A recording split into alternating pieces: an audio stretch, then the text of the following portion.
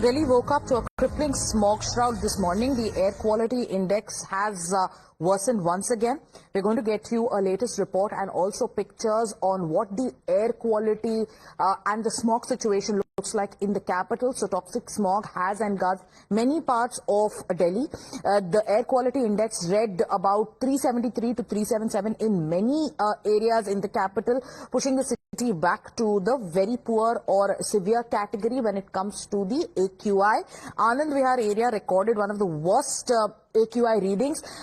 Also, Burari has also been hit.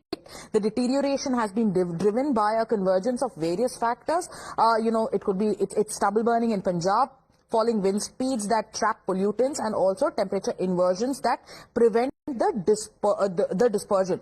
So many authorities are also going on to say that this is just the beginning of the pollution season. The next few days are likely to see continued air quality deterioration without any urgent weather change. Here's a report from the national capital. With a dip in temperature, the national capital's air quality index has been worsened sharply on Saturday night. Currently, we are standing at Kartavya Path, and behind me you can see in the visuals as well that this is the visibility right now in the national capital, as the air quality index has reached to 377, which comes under the very poor category.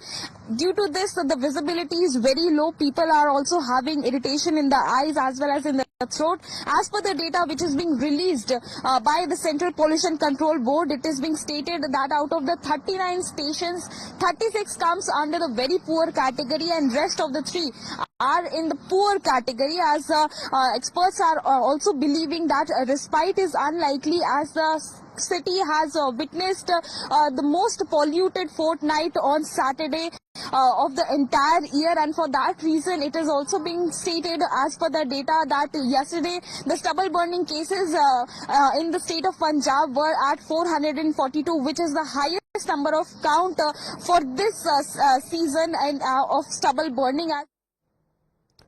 Time for us to slip into a short commercial.